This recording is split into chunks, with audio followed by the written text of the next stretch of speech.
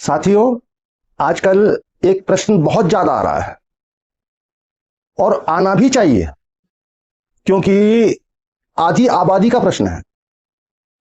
आधी आबादी का प्रश्न है और जिसके उत्तर बिल्कुल गलत दिए जा रहे हैं। जो उत्तर दे रहे हैं वो खुद भी नहीं जानते आध्यात्म क्या है, कुंडलिनी शक्ति क्या है। प्रश्न है, क्या स्त्रियां कुंडलिनी जागृत कर सकती हैं? क्या स्त्रियां संपूर्णता को प्राप्त हो सकती हैं? क्या ईश्वर का साक्षात्कार कर सकती हैं? तो इस प्रश्न के उत्तर में बड़े ही बेतुके उत्तर लोग देते हैं। मैंने सुना है, बहुत सारे चैनलों पे सुना है, बड़े बड़े महान लोग हैं कि जो बड़े बेतुके उत्तर दे रहे हैं। लोगों का कहना है स्त्रियों की कुंडलिनी जागृत नहीं हो सकती, संपूर्णता को प्राप्त नहीं हो सकती, ईश्वर का साक्षात्कार नहीं कर सकती, आत्म साक्षात्कार नहीं कर सकती। तो बड़े ही महान लोग हैं वो, उनको मैं बहुत बहुत प्रणाम करता हूं। इस उत्तर को वो लोग दे रहे हैं जो अभी देह से ऊपर नहीं उठे, अभी शरीर से ऊपर नहीं उठे। शरीर से ऊपर उठकर जाना नहीं कि शरीर से ऊपर क्या है, तो वो कुंडलिनी शक्ति और आध्यात्मिक शक्ति और ये ईश्वर, इन सब बातों को जान पाएंगे? कभी नहीं जान पाएंगे ऐसे लोग जो शरीर के तल से ऊपर नहीं उठे। अगर शरीर के तल पे बात करें, हर पुरुष बहुत कम मात्रा में, मतलब बहुत थोड़ी परसेंट से स्त्री भी है। थोड़ी सी मतलब जैसे अगर 49% मान लो, 51 हो गया तो पुरुष हो गया, 59% पर स्त्री हो गई, थोड़े से कम से वो स्त्री हो गई और वो थोड़े अधिक से पुरुष हो गया। स्त्री पुरुष होने में कहीं कोई ज्यादा फर्क नहीं है। मनुष्य जन्म लेता है, सूक्ष्म शरीर जब जन्म लेता है तो कोई ऐसी व्यवस्था नहीं होती, ईश्वर की कोई ऐसी व्यवस्था नहीं है कि ईश्वर के द्वारा जन्मों का प्रावधान किया जाए कि तुम ये जन्म लोगे, तुम ये जन्म लोगे। जन्म लेना हर सूक्ष्म शरीर का अपना मौलिक अधिकार होता है। अब उसकी अपनी स्वेच्छा पर आधारित होता है कि वो किस गर्भ से जन्म लेगा। यहां हर सूक्ष्म शरीर की अपनी एक लिमिटेशन है, एक मर्यादाएं हैं। जो भी सूक्ष्म शरीर जिस गर्भ को चुनेगा, वो गर्भ उसकी कैटेगरी का होना चाहिए, उसके मानसिक तल का होना चाहिए। अगर उसके मानसिक तल का, उसके लेवल का नहीं होगा तो वो उस गर्भ में स्थिर नहीं रह पाएगा। जैसे मान लीजिए कोई निम्न कोटि का सूक्ष्म शरीर किसी उच्च कोटि के शरीर में, किसी उच्च कोटि के गर्भ में किसी तरह से स्थान पाने में सफल हो जाता है। किसी तरह, मैंने कहा ना किसी तरह, तो इस चीज को समझ लीजिए। क्योंकि जो निम्न कोटि के सूक्ष्म शरीर हैं वो उच्च कोटि के सूक्ष्म शरीरों के नजदीक नहीं आ सकते, वो उनके तेज को सहन नहीं कर सकते। लेकिन थोड़ा कभी 19-20 होता है तो वो गर्भ में प्रवेश पा जाते हैं, लेकिन अधिक दिन ठहरते नहीं है। जन्म भी ले लेते हैं तो अधिक दिन नहीं ठहर पाते, क्योंकि उन्हें चाहिए अपने जैसा वातावरण। वो निम्न श्रेणी के हैं तो उन्हें अपनी ही कैटेगरी का वातावरण चाहिए। सामान्य में भी यही देखा जाता है कि आपकी अगर निम्न कैटेगरी के हैं तो आपकी अपनी कैटेगरी में ज्यादा अच्छी बनेगी। आप उच्च कैटेगरी के हैं, आपकी मानसिक अवस्था ऊंची है, तो आप वैसे ही लोगों में सरवाइव करेंगे, वैसे ही लोगों से मिलेंगे जुलेंगे, वैसे ही वातावरण में रह सकते हैं। तो यहां पर अगर कोई उच्च कोटि का सूक्ष्म शरीर अगर गलती से किसी निम्न कोटि के शरीर में प्रवेश कर जाए तो वो वहां भी वो भी स्थिर नहीं रह पाएगा। तो जन्म लेना हमारे अधिकार में है, हर सूक्ष्म शरीर के अधिकार में है, लेकिन वो अपनी ही कैटेगरी में, अपनी ही लेवल की स्थिति में, जिस लेवल पर वो है उसी तरह के लेवल के गर्भ को चुन सकता है। अब आप इस जन्म में पुरुष हैं, अगले जन्म में स्त्री होंगे, कोई गारंटी नहीं है। अगले जन्म में बिल्कुल स्त्री हो सकते हैं। इस जन्म में स्त्री हैं तो अगले जन्म में आप पुरुष हो सकते हैं। इस जन्म में भी आप मानसिक अवस्था से हर पुरुष मानसिक अवस्था में कहीं ना कहीं काफी हद तक, बहुत बड़ी हद तक स्त्री होता है। हर स्त्री मानसिक तल पर कहीं ना कहीं बहुत बड़ी मात्रा में पुरुष होती है। बात सिर्फ शारीरिक बनावट की है, शारीरिक संरचना की है। स्त्री पुरुष में कोई ज्यादा अंतर नहीं है, सिर्फ शरीर के सिवा। सूक्ष्म शरीर वही है वही सूक्ष्म शरीर स्त्री के जन्म में हो सकता है, वही सूक्ष्म शरीर पुरुष के जन्म में ले सकता है। जन्म स्त्री या पुरुष का सूक्ष्म शरीर पर निर्भर नहीं करता। स्त्री पुरुष होना इस बात पर निर्भर करता है, जब कोई सूक्ष्म शरीर किसी भी गर्भ में प्रवेश करता है तो यहां यह समझ लेना जरूरी है कि हर स्त्री के पास 2 क्रोमोसोम होते हैं जो कि दोनों वाई होते हैं, और पुरुष के पास एक्स और वाई 2 क्रोमोसोम होते हैं। तो वाई क्रोमोसोम और एक्स वाई क्रोमोसोम, जब स्त्री का वाई और पुरुष का वाई दोनों मिलते हैं तो एक स्त्री का जन्म होता है, और स्त्री का वाई और पुरुष का एक्स जब ये दोनों मिलते हैं तो एक पुरुष का जन्म होता है। इसमें सूक्ष्म शरीर में कोई भेद नहीं है, सूक्ष्म शरीर वही है, बस मटेरियल का अंतर पड़ा है, जो कि फिजिकल है, शारीरिक मटेरियल का अंतर है, मात्र फिजिकल। ये डिवाइन लेवल पर, आध्यात्मिक लेवल पर शरीर का कोई अर्थ नहीं है। डिवाइन लेवल शारीरिक स्तर पर है भी नहीं। लोग कहते हैं, तर्क देते हैं कि स्त्रियां मासिक धर्म से गुजरती हैं, उनके साथ मासिक धर्म जुड़ा रहता है, इसलिए उनके लिए आध्यात्मिक यात्रा में बाधा है। यह कोई बाधा नहीं है। और दूसरा तर्क देते हैं कि स्त्रियां जब बच्चे पैदा करती हैं तो नाल काटने में जो नाभि बंधन होता है, तो नाभि बंधन के कारण उनका चक्र बाधित हो जाता है। इस कारण से वो आध्यात्मिक यात्रा नहीं कर सकती। आध्यात्मिक यात्रा उनकी रुक जाती है। थोड़े झटके बटके लगते हैं तो ध्यान में थोड़ा अन्य एक्टिविटीज होती है, लेकिन पूर्णता प्राप्त नहीं कर पाती। ये बात बिल्कुल गलत है, क्योंकि कुंडलिनी शक्ति कोई शारीरिक प्रक्रिया नहीं है। शरीर में होती जरूर है, लेकिन शारीरिक नहीं है।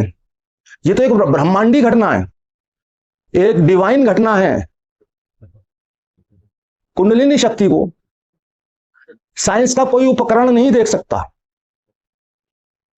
बहुत सारे हमारे सूक्ष्म चक्र हैं जिनको कि साइंस का कोई भी इंस्ट्रूमेंट नहीं देख सकता, लेकिन आध्यात्म में उनका वर्णन किया गया और होता है। आध्यात्म में कुंडलिनी जागृत होती है, जो कि वास्तविकता है।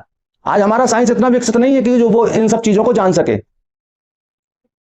तो मैं ये कहना चाहूंगा कि स्त्रियों में और पुरुषों में कहीं कोई आध्यात्मिक दृष्टि से कोई भेद नहीं है। एक स्त्री भी आध्यात्मिक तल पर उतना ही ऊपर जा सकती है, उतना ही ऊंचाइयों को छू सकती है जितना कि एक पुरुष। बल्कि ये कोई 2 दिन का 1 दिन का काम नहीं है कुंडलिनी जागरण या संपूर्णता को प्राप्त कर लेना, अध्यात्म को प्राप्त कर लेना। ये इस सब को प्राप्त करने के लिए एक बहुत लंबा समय, कई जन्मों का समय लगता है। भक्त प्रहलाद को बहुत छोटी सी उम्र में जो ये सब कुछ हो गया, भगवान के दर्शन हो गए। जो हजारों वर्षों से तपस्या कर रहे थे ऋषि मुनि, उन लोगों ने इस बात के लिए जो भगवान से ऐतराज किया और बहुत आपत्ति जताई, तब भगवान ने उनका भ्रम तोड़ा और एक ऐसा पर्वत दिखाया जो बहुत ऊंचा पर्वत था, और वो पर्वत हड्डियों का था। बताया कि ये ध्रुव की हड्डियां हैं। वो इतने जन्मों से साधना कर रहे थे कि हड्डियों का पहाड़ बन गया था। तब बहुत छोटी सी आयु में पूर्णता को प्राप्त हुए। तो ये 1-2 दिन का काम नहीं, कई जन्मों का काम है। पूरे जन्म लग जाते हैं इसमें। और मैं चलो मान लेता हूं उन लोगों की बात कि स्त्रियां नहीं कर सकती, जो कि बात गलत है, लेकिन फिर भी मान लेता हूं। क्या गारंटी है कि पुरुष कुंडलिनी जागृत कर लेगा इस जन्म में? हो सके उसे भी कई जन्म लग जाएंगे, अगर पीछे कोई साधना नहीं की है, पूर्व जन्मों में कोई साधना नहीं की है। अगर पूर्व जन्मों में साधना की है तो एक छोटे बच्चे को कुछ थोड़ा सा बड़ा होते ही ये सारी प्रक्रियाएं स्वाभाविक रूप से घट जाएंगी, क्योंकि हमारे प्रारब्ध, हमारे पूर्व जन्मों की साधना हमारे साथ होती है। हमारे जन्मों की साधना हमारे साथ होती है। किसी को पूरा जीवन साधना करते व्यतीत हो जाता है, कोई भी अनुभूति नहीं होती, और किसी को बहुत जल्दी सब कुछ प्राप्त हो जाता है। तो ये इत्तेफाक नहीं है, ये पूर्व जन्मों की साधना से होता है। शरीर मात्र वस्त्र है, ये भगवान कृष्ण ने स्पष्ट किया है। कोई भी व्यक्ति, चाहे स्त्री हो या पुरुष, भगवान कृष्ण कहते हैं कर्म योग, सांख्य योग यानी ध्यान योग, भक्ति योग, इन तीनों योगों का पालन करे। किसी भी एक योग का पालन कर ले, वो मुझे प्राप्त कर लेगा। वहां उन्होंने कोई स्त्री पुरुष की चर्चा नहीं की है। ये स्त्री पुरुष की चर्चा हम ही लोग कर रहे हैं। वो लोग कर रहे हैं जो देह से ऊपर नहीं उठे, शरीर से ऊपर नहीं उठे, सिर्फ शरीर के तल पर बात करते हैं। अगर स्त्री की कुंडलिनी तुम्हारे अनुसार, जो लोग ऐसा कह रहे हैं उनके अनुसार, अगर उनको पूर्णता प्राप्त नहीं हो सकती, तो ये एक दिन का काम नहीं है, जन्मों जन्मों का काम है। मानसिक लेवल पर आना चाहिए, ध्यान को मानसिक लेवल पर, थॉट को एकाग्रता बढ़नी चाहिए। जब ये शुद्धिकरण होता है, हमारी जो मन में बहुत सारे विचार भरे पड़े हैं वो धीरे धीरे क्लीन होते जाते हैं और हमारा मन विचार रहित होता जाता है, और एक जो कि हमेशा बनी रहती, जन्मों जन्मों बनी रहती है ये स्थिति। हम जो भी इस जीवन में कमाते हैं, जो भी अर्न करते हैं, जो भी संचय करते हैं, वो सब यहीं छूट जाता है। लेकिन आध्यात्म एक ऐसा विषय है, इसमें जो हम अर्न करते हैं, जो भी अर्जित करते हैं, वो हमारे साथ होता है, हमारे जन्मों जन्मों हमारे साथ होता है, वो जन्मों जन्मों का विकास होता है हमारा। हमने एक बार अपने आप को जिस विकास के स्तर पर ले गए, वो विकास का स्तर हमारा हो गया। तो मैं अपनी माता बहनों से, सभी से यही कहूंगा कि वो ऐसी अनर्गल बातों पर बिल्कुल भी ध्यान ना दें। जो भक्ति योग, कर्म योग, ध्यान योग, जिस माध्यम से भी अपनी साधना कर रही हैं वो करें और करते रहें, पूर्ण भाव से करते रहें। और आप पुरुषों से अच्छी साधना कर सकती हैं, पुरुषों से ज्यादा एकाग्र हो सकती हैं, क्योंकि पुरुष अस्थिर है, पुरुष स्थिर नहीं है। आप लोग स्थिर हो, आप लोग ज्यादा शीघ्रता से जो प्राप्त कर सकती हो आध्यात्म में, पुरुष इतनी शीघ्रता से प्राप्त नहीं कर सकता, क्योंकि पुरुष का मन चंचल अधिक होता है। यहां पर यह समझ लेना बहुत जरूरी बात है कि जो एनर्जी है ये एक स्त्री में अधिक होती है पुरुष की तुलना में। पुरुष शारीरिक रूप से बलवान हो सकता है। एक जो हमारी कुंडलिनी शक्ति कहते हैं, जिसे सेक्स एनर्जी कहते हैं, जिसे काम एनर्जी कहते हैं, काम एनर्जी, सेक्स एनर्जी रूपांतरित होकर कुंडलिनी शक्ति बनती है। वो काम शक्ति स्त्रियों में ज्यादा है। चाणक्य ऋषि का कहना है, स्त्री में भूख पुरुष से 2 गुनी होती है। उस स्त्री में बुद्धि पुरुष से 4 गुनी होती है। स्त्री में काम वासना पुरुष से 8 गुनी होती है। तो यहां इस चीज को समझ लेना, काम ऊर्जा 8 गुनी होती है पुरुष से, लेकिन एक स्त्री के अंदर इतनी नियंत्रण की पावर होती है, अपने आप को नियंत्रित रखने की शक्ति होती है कि जिस स्त्री की भूख पुरुष से डबल होती है, 2 गुनी होती है, वो स्त्री घर के सारे पुरुषों को खाना खिला के तब खाना खाती है। बच जाता नहीं, बचता है तो कम खा के भी काम चलाती है।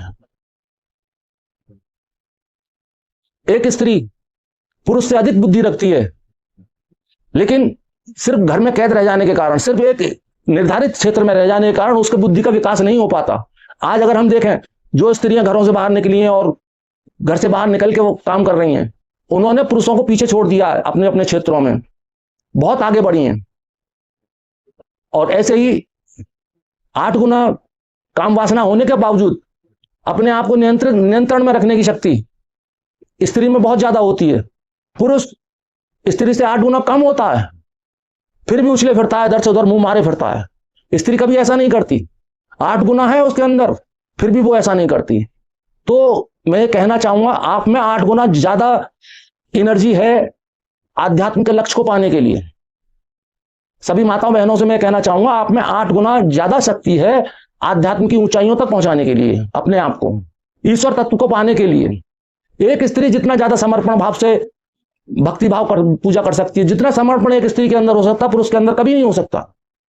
तो मैं सभी अपनी माता बहनों से कहना चाहूंगा कि इस वीडियो को पुरुषों को करें ना करें, लेकिन सभी स्त्री माता बहनों को जरूर शेयर करें, क्योंकि जो गलत अवधारणा है, जो लोगों में गलत धारणा पैदा की हुई है कि स्त्रियों की कुंडलिनी जागृत नहीं होती, वो उन लोगों को समझ में आए, वो भ्रांति खत्म हो। इसलिए इस वीडियो को शेयर करना बहुत ज्यादा जरूरी है, खासतौर से स्त्री वर्ग में।